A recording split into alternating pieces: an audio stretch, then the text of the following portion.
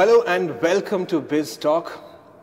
In today's episode, we are going to talk about a very interesting startup, a very interesting company which has a lot to do with Moon, the Mars, and a lot of other things as well.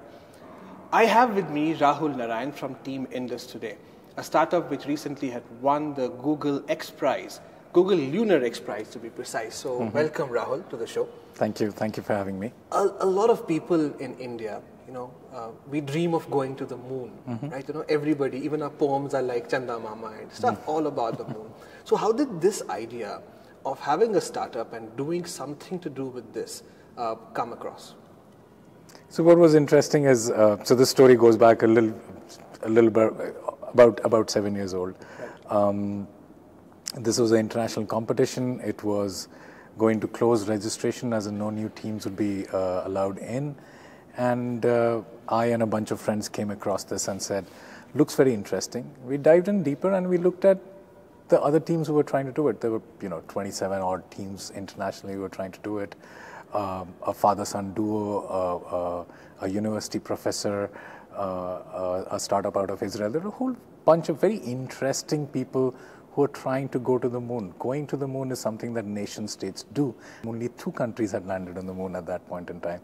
So that was an interesting starting point for us. And we looked at it and said, hey, there's nothing that we don't have in India which is needed to make this happen. So why isn't there a team coming out of India? So for me, it was just that one sentiment. And it's taken us a while. We put together a team. We won a milestone prize, so we won $1 million back in 2015, and we were gunning for the grand prize, which was the $20 million prize, had we managed to become the first privately funded team to land on the moon. So it was an interesting journey. The competition was the catalyst. It got us started thinking, it focused our energies, and we did not think of pivoting for all of 7 years. So that's a very important thing for you as a startup, especially when you're trying to do something which is very, very complex. So that was it. The genesis was, can we do something entirely homegrown? Can we do something which is so complex that private companies have not done before? And I thought we came close. If a few things had gone our way in October 2017, right, maybe we would be headed to the moon in the next few weeks' time. Right. So no, this is pretty interesting. Like, growing up also in this country, you hear of NASA, you hear of ISRO, right? And then there is Team Indus suddenly out there. So how did you feel when you won the prize at that point of time? And where do you see the future going, especially with respect to what you're doing? Sure. So Team Indus, I don't think we qualify yet or fall yet in that same bracket as national space agencies, but what we do as a program by way of the scope is something that national space agencies take up. So for us, it was an iterative process. We knew that the moon is the goal, but the next 2 milestones were relatively simple and straightforward. So one thing led to the other. I thought we ended up making more good decisions than bad. Therefore, we continued progressing. Therefore, now we built a team. We're over 75, 80 people today. And the spacecraft that you see behind me is fully qualified. We just need to put the right components in it and fly it to the moon. So it's been a very interesting journey. For a team to think of this scale, I think is next to impossible. So we started with an impossible dream. We brought it to a very probable reality. Unfortunately, we were not able to make the grand prize in the timeline. Right. So I still think it's more a question of when rather than a question of if. So what are the plans like? And can you trace us through how the entire journey of Team Indus, how it came across, and what went wrong exactly? Because a lot of people out there, when they try to research about Team Indus, we come across certain media articles which do not tell us much about it. We would like to have our users to understand what exactly went inside Team Indus. Sure. So for Team Indus, I think the genesis, as I said, was just the fact that we wanted to be a homegrown team, and we wanted to aim for something which was reasonably complex. The outcome of that very clearly was the fact that, and when we talk about impact, although not too many startups talk about impact or necessarily in the short term, but when we talk about impact, the kind of people who came out to support us, the kind of people who gave us money, the kind of people who came to work with us, the kind of people who quit their jobs and relatively stable jobs to come work with us is inspiring. Each story is very inspiring. So for us as a journey, we started off in 2011. The first couple of years was about trying to figure out how to get to the moon. What do you need? What are the moving pieces? I think we did a reasonable job, and the mission that we have today is is 80% of what we had planned at that time. So that was a good starting point for us. End of 2012 is when we started looking at expanding and saying it's not about a plan, it needs to be executed. And we started off in Delhi, we moved to Bangalore, end of 2012, early 2013. And that's when good stuff started happening, because Bangalore is the aerospace hub for India, and we were able to recruit a whole bunch of advisors, a whole bunch of retired ISRO scientists who had done similar stuff before. And other than that, we were able to recruit very bright young engineers who wanted to do something. Who wanted to do something, and said, we're trapped in this job which is not necessarily doing justice to our ambitions. So fortuitous, I would say, that we managed to find the right kind of people and that's very difficult in India, to get the right team together. To get the right team, because it's like a band. So not everybody can be a lead singer, not everybody can be a drummer. So you need the right combination of people, which includes creativity, aggression, focus on detail, planning, right ambitions. All of that needs to come together. And we've been through our fair shares of ups and downs till about 2014, when we were relatively unknown, very small bunch, about 20 odd people at that point in time. That's when we got shortlisted for the Milestone Prize, and that's when we won the prize. So that for us was the first time that we told ourselves, hey, it's no longer a dream or no longer what we want to do, we have to do this. So it changes over from you're an outsider, rank outsider, to being somebody who's expected to do. So 2014, and then we won the Milestone Prize in 15. We got our launch contract in 2016. The judges came over in 2017. We finished the qualification of the spacecraft, and as you can see, there's one model there. There's a model before that, this qualification model, and then finally we have to build the flight model, which will fly. Great amount of support along the way. So a lot of these names are already out there. So Nandan Nilekani has been an anchor supporter for us. Mr. Ratan Tata, Sachin and Binny Bansal, Mr. Junjunwala. And pretty interesting testimonials from all of these, Oh yes, and very interesting stories. So when we, after the whole pitching and investment is done, I would ask them informally, saying, so why did you invest? So Shekhar Kirani said, if I didn't invest, my wife wouldn't allow me to enter the home. Wow. I said, okay, great. I'd have to be thankful for her for your investment, not you. So very, very interesting story. Ashish has a son who's now 5 years old. He invested 2 years ago, and his story was that the only reason why I invested, and he's put in a substantial amount of money, is that I didn't want my son to grow up and ask me a question, when this was happening in India, what were you doing if you had the money to support it? So interesting stories, and those are investor stories. There are other people who came out and supported us, and that's what gave us the momentum to continue building. It needed all kinds of support to get as far as we've come today. Right. Now, for those of you who have just joined us, we are in conversation with Rahul Narayan of Team Indus. So I would like to call this team the Elon Musk of India, right? Because what these people have achieved, that in India, only organizational setups like ISRO, whenever we hear about a rocket launch or any new thing, a GSLV or PSLV being launched into the orbit, it was by ISRO or stuff. But then here is one company which talks about doing something similar and helping these particular agencies in putting their aircrafts in orbit.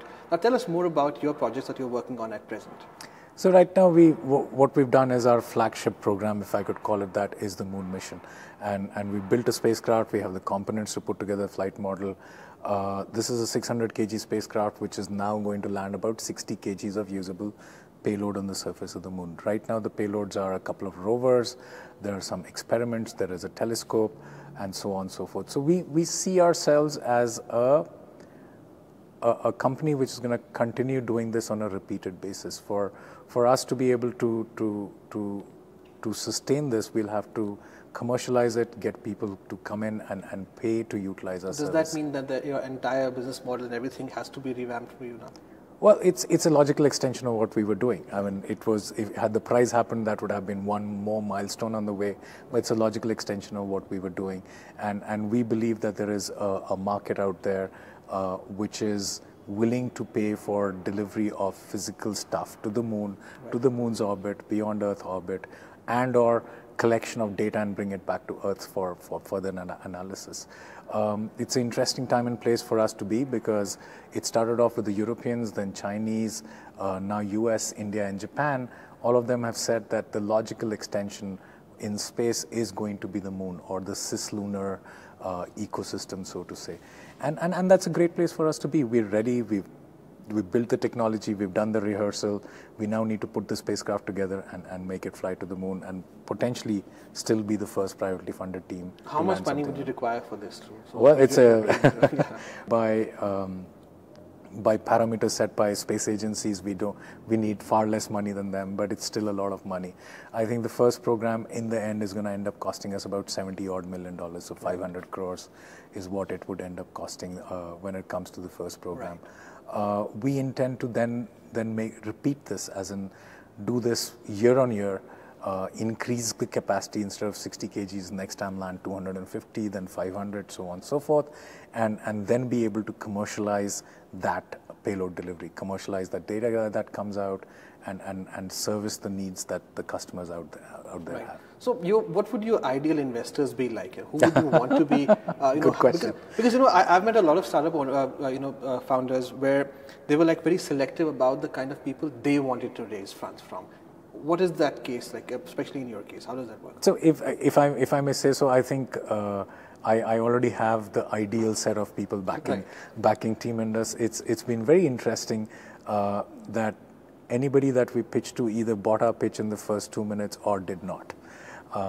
And I would say it's impossible to have this kind of success rate elsewhere.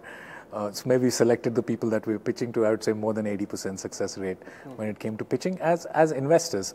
And I would extend that and say we also had a whole bunch of people, a constituency of people who wanted to be part of it for what it means. So people who gave us 500 rupees as part of a different program that we did, people who gave us 5 lakh rupees as part of a Moonshot 1 program that we did.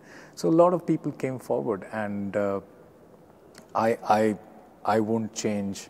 I won't change much. I think the bunch of people supporting us today are amazing. They've stood by us through thick and thin. They've supported us. They've come back and with additional support. So I think we're doing good. I think going forward obviously needs far more capital because we're in a capital-intensive industry.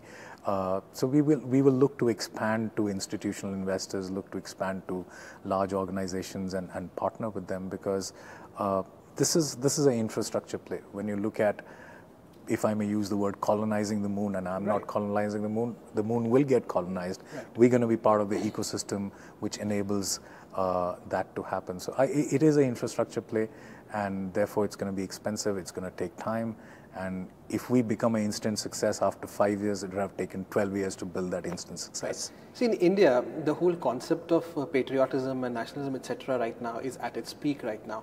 Have you ever thought of getting into crowdfunding? I can do simple maths, 1.3 billion people, and 1 rupee each, that's a huge amount of money for you, right? In theory, yes, that's a great idea. And you know, so from a nationalistic perspective, I think we wear the fact that we made in India on our sleeves all the time, and that was the genesis, and that was the thinking of the company when we started off as a team in the competition. What was important also was the fact that the primary output, the primary outcome of this phase of our journey was the impact that we would have on the hearts and minds of the next generation, not from the perspective of they'll suddenly feel, I'm not just about feeling proud about what we have done, but the fact that if a bunch of outsiders with no experience in the industry can just come together and accomplish something so complex in such a limited period of time, what can you accomplish if you set your mind on your own moonshot? The sky is the limit and maybe beyond. And if a moonshot can find and attract investors and supporters, if you have a commercial idea, if you have a non-commercial idea, if you have a not-for-profit idea, so be it. If these people can do it, anybody can do it. We're complete outsiders. None of us have a background in aerospace, and I think we've come awfully close. Now it's just a question of when, not a question of if. True. Har Indian ka moonshot is one. While coming here, also I saw the hashtag. So tell us more about that. How did you come across that? So it's a interesting. It's something that evolved back in 2016. We started thinking of this as we started looking at what made this possible. Very early on, when we were not a well-organized group, we started by being very open. And I don't know if you've followed what we've posted online, but if you look at our Medium blog, we posted a lot about the technology, we posted a lot about the stories behind the people who build it. We've exposed so much more of our IP out there. And the reason why we did that is, I think every time that we opened ourselves up for inputs, for support, we always found what we needed. So there are two philosophies to the way that you build a company. One is that you keep everything closed and you know you sign an NDA before you enter my door and stuff like that. That won't have worked for us. We were open to start off with, and we continued to be open, and that's what brought us power. That's what helped us in technology. That's what helped us build support. And just the other day, you know, I was just talking to somebody and saying, well, there were a few people, but very few, who wasn't looking forward to us winning, whether they got something out of it or not. But it was a thing about everybody was rooting for this to happen, and everybody knew it was difficult. Everybody knew that even if we got to the launch pad, there could still be a million things that could go wrong between launch and touchdown 4 weeks later. But I think we, by virtue of being open, we managed to get the support. We managed to get as many people involved as possible, and therefore Har Indian, and we headed to the moon, and Moonshot is now part of the common lexicon, so Har Indian ka Moonshot. That's pretty interesting. Now, about this ISRO contract that everybody is talking about, what exactly went wrong there? What do you think? So we signed the contract with ISRO back in 2016. This was a launch services agreement that we signed. We've had other agreements with them. Then you would have been the first in India, right? As a private agency, getting a dedicated launch vehicle, yes, we were the first in India. So they've done international, dedicated, they've done Indian government, international government, all of that. But dedicated private launch was the first in India. We got this in 2016. We announced it in December 2016. And we had gotten it for a limited period of time with an objective of being able to complete the Google Lunar X Prize. I've mentioned before that I thought October 2017 was our high point. We had reached a certain peering point with our technology. We reached a level wherein we thought we could make it happen in the next 6 months. A couple of things went right, but they did not, and we slipped in the middle. We reached out to the organizers and said, you know, we would need more time. Is more time available? It did not look like there was going to be more time. So all of this came together, and we said, you know, as of right now, we don't think we can do it in a tangible period of time. Therefore, instead of extending it 6 months, then extending it 6 months again and 6 months again, let's just close this agreement. And when we're ready, when we know what's going to happen, we probably come back and sign. So it was mutually closed. Officially, we announced it in January. It was mutually closed, amicably and mutually closed by both parties. And we continue to work together because they're the premier space agency in the country, and a lot of licensing and authorization is still being routed through Antariksh. That's true. So Rahul, before we end this show, we usually, every startup founder, every CEO, CXO level person who is there with us on the show, there are a lot of people out there, the youngsters, who just want to start their own startups or in the incubation phase, right? We always ask the people who have achieved something in their startups I'm not and yet in their there. life. Right? Okay. Well, I think from my end, at least you're there, Okay. right? So what advice would you like to give them that they should keep in mind during their startup journey? So startup journeys are like a catch-22. Where do you find the resources to make progress? Where is the progress to find resources? So it is a tough journey. Let's be very upfront and clear about that. Irrespective of how rosy it is projected, it is a tough journey.